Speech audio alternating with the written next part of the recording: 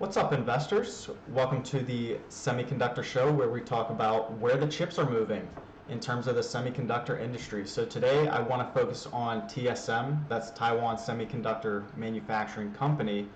And the reason why I want to focus on this one today is because I feel like out of my core four semiconductor stocks, this one is the highest probability of buying today as opposed to the other ones. So let's just dive into it. We're going to start off with a little recap of where we are in terms of the year, then shift into the news, and then we'll do a little bit of technical analysis. So as far as the stock's concerned for the year, at a high point they were close to 140, and right now they're at 109. And if we scale it back to the past month, relatively flat. They had a couple dips, and then in this past week they're actually on a slight uptrend here. Earnings should be due here, I feel, pretty soon. There's no date here, but I believe it should be coming out in the next couple months. Don't quote me on that though. But yeah, so this is just the company currently at 109.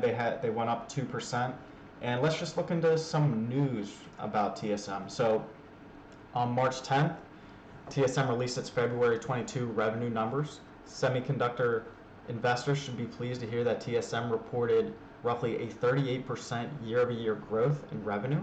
So that's positive. Anytime we can get above 25%, I'm very pleased with that. So TSM is currently testing its process to manufacture 3nm chips. The first generation of 3nm chips is called the N3 and is expected to ship to customers in the first half of 2023. So we still got about a year until that comes out. So the big ticket items right now are still the 5nm chips along with the 7nm chips. The second generation, which they're going to be calling N3E, which is expected to provide better yield and should be released to customers in the second half of 2023. Moving on to the next headline. So NVIDIA, in my last video I talked about NVIDIA, and this was a piece of it. So NVIDIA's CEO Jensen Huang announced Hopper, its new AI GPU system. They're going to be using TSM's 4nm process. So everyone who's in this industry knows how powerful NVIDIA is right now in terms of innovation, and they're still teaming up with TSM. So that's almost like guaranteed revenue for this company. And another reason why I like TSM is because there's really only two companies that are producing chips like them. You have TSM, of course, and then the other one is Samsung. You cannot invest in Samsung, at least on the American market. They're a South Korean company. Those are really the only two. And now Intel's trying to get in there, but they are so far behind. And once they actually get to a point where they can actually sell things in mass, I mean, we're talking like 3 years down the road. Who knows what type of advancements TSM is going to come up with in that. So it's really just those two. And TSM has a very large amount of market share, even if it was split 50-50, but I think TSM has a greater share. We'll even touch on it, I think, in a little bit. Let's just go to the next one here. So yeah, here we go. This line, the second line item right here. TSM commands a more than 90% share of the 7 and 5nm foundry process segment. Now there's other foundries. I think there's one called Global Foundries. They were actually a spin-off of AMD. They do this too, but they're not at that level. I'm not sure what size they produce, because TSM, they produce many sizes. This is the top innovative size, because everyone's trying to get smaller, get more technical, and that's why they're shifting to a 3nm. And we just saw NVIDIA wants a 4nm chip for that Hopper GPU. So that's basically the latest and greatest is smaller, but of course they still produce the larger, and I think that's where Samsung's more in control. Not necessarily in control, but they have a greater market share than, in this case, I have to imagine Samsung has the other 10%, where the older nanometers like the 10, the 9 or whatever, that's where it's probably more split, like maybe a 60-40 or something. But let's get into this article here from the top. So TSM's advanced technology leadership is going to attract an influx of AI chip orders. And that's where we want to focus on, especially going forward in the next like 2-3 years and beyond, is AI. We want to, anytime we see AI, that's like a buzzword for us, along with 5G and EVs. So, but AI is like the main one. So this is good news for us. So they're attracting an influx of AI chip orders for autonomous driving from vendors including NVIDIA once again, Qualcomm, another chip company. Intel's working with them still. They have to because what's going on, and they haven't ramped up their foundry business yet. And then Tesla. I mean, these are major companies worth billions of dollars. The smallest of the bunch, I think, is Qualcomm. And even them, they're probably worth, I'm going to say like $80 billion. I mean, these are big companies here. TSM, they've already won 70% of the total automotive chip orders placed by IDMs. I'm not too familiar with IDM, like, I guess it's just a segment of automotive chip orders, but whatever segment that is, they own 70% of it. I'll have to dig into that a little bit.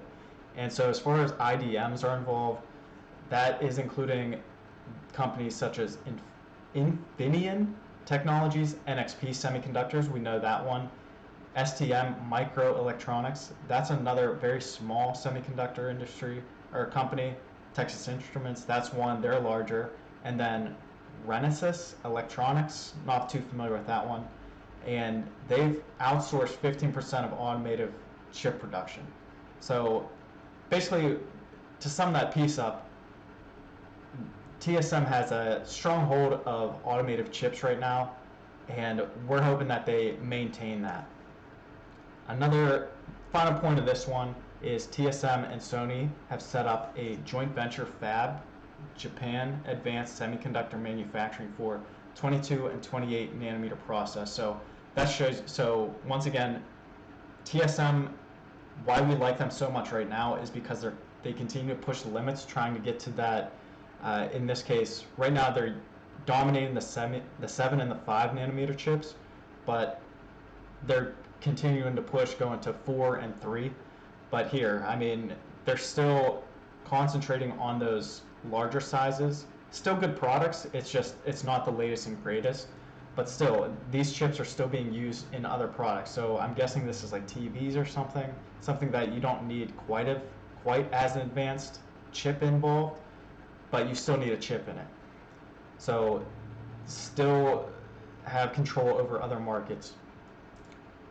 This last article I wanted to touch on. So if you've seen any of the videos I posted on Intel, why I like them is because they're getting into this industry, and I feel like that's a good growth potential for them.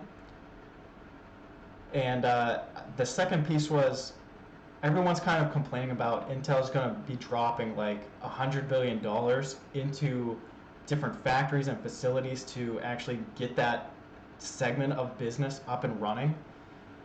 But the caveat on it is, whenever they're setting up these companies, they're getting tax breaks, plus there's, just as this line says here, a $52 billion federal program aimed at boosting chip production on American soil. And so my original thought was, well, heck, Intel's an American company, and the American government's giving money for it. I'm guessing, that $20 billion factory they built in Ohio, and another, I think, $20 billion in Arizona. I'm thinking American government's going to give them like all the money. So everyone's complaining that Intel's going to spend all this money, but you know what? The government's just going to reimburse them for it. But we need to take a step back here because there's other players on the field. So TSM and Samsung, the other guys, are urging the U.S. to allow foreign companies to participate in that $52 billion federal program aimed at boosting chip production on American soil. And this is also going on in Europe. And so these are, because Europe has their own CHIPS Act. I'm not sure how much. I want to say it was like 60 or 70 billion, just a little bit higher in euros, of course, but it's roughly the same in terms of conversion rate. But yeah, so TSM, Samsung, and Intel, they're trying to spread the love everywhere, because now once we saw that chip shortage and realized, wait, only Asia has the chips really, everyone wants their own, so that they're not dependent on one country or one facility. So everyone wants their own. So America wants their own. They're trying to bring in companies, and TSM wants some of that money. And okay, we'll actually touch on it here. So the world's top two contract chip makers are already both planning to spend billions of dollars to build new cutting-edge plants in U.S. So just like Intel already announced that they're going to build chip or factories, so are these two companies. So does it mention it?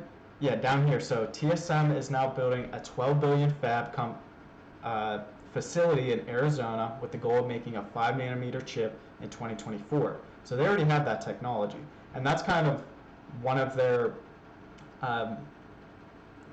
arguments for allowing them in, is that they already have the technology and advancements where Intel does not have this.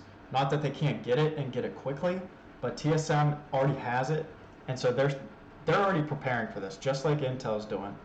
And along with Samsung's creating a $17 billion plant in Texas with the aim of starting mass production also in 2 years.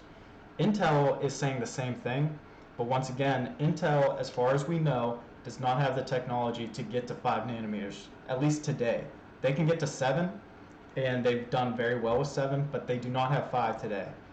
So that's kind of TSM and Samsung's argument, is they can offer that immediately.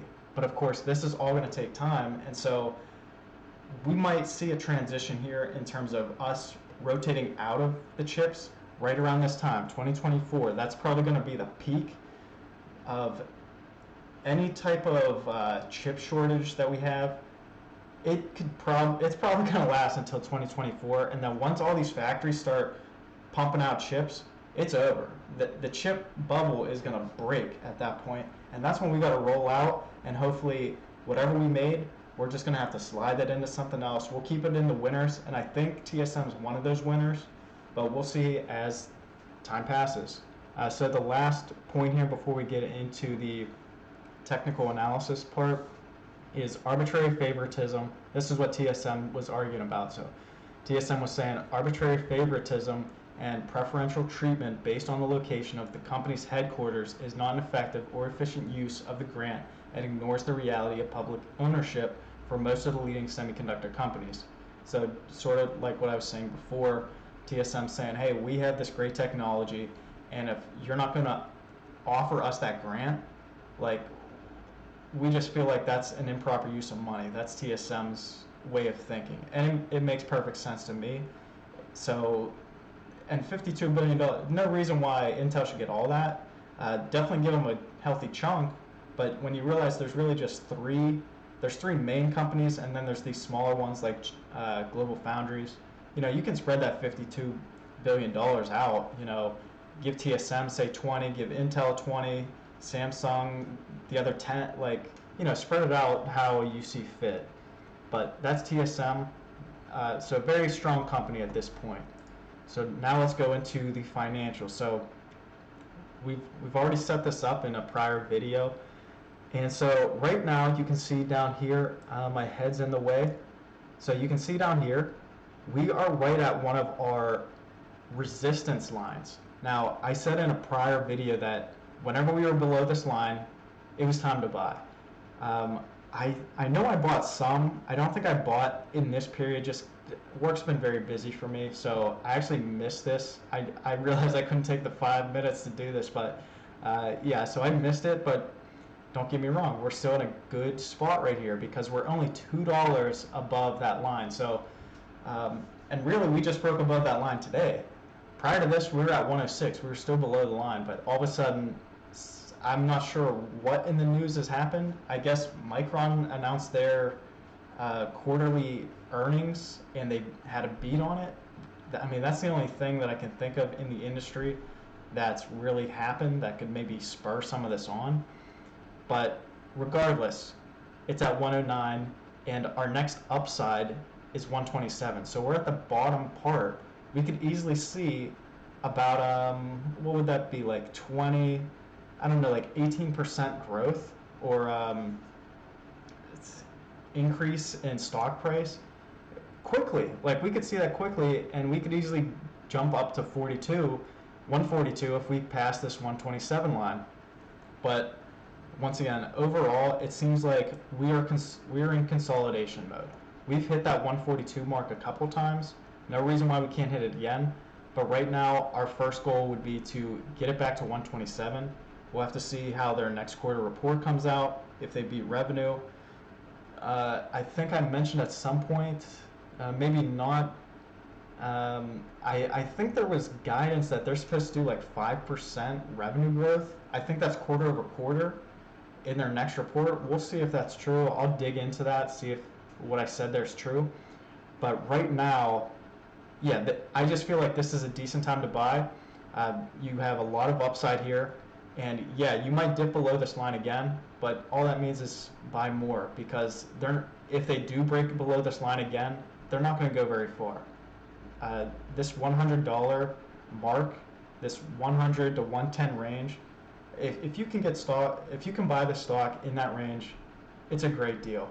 And so I definitely hope this pulls back a little bit tomorrow, and I'll be looking to add, preferably below 107. That would be great. But right now is a fair price. I wouldn't mind picking up shares right now, and you shouldn't either. That's it for this show. I hope you enjoyed it. Please like, subscribe. There's also a Webull account link in the description below. If you don't have a Webull account, you can set one up, and you can get 5 free stocks by doing that. That's just incredible. 5 free stocks, all the way up to like $10,000 in value. So, yeah, so that's it. I hope you enjoyed, and I'll see you on the next one. Bye, guys.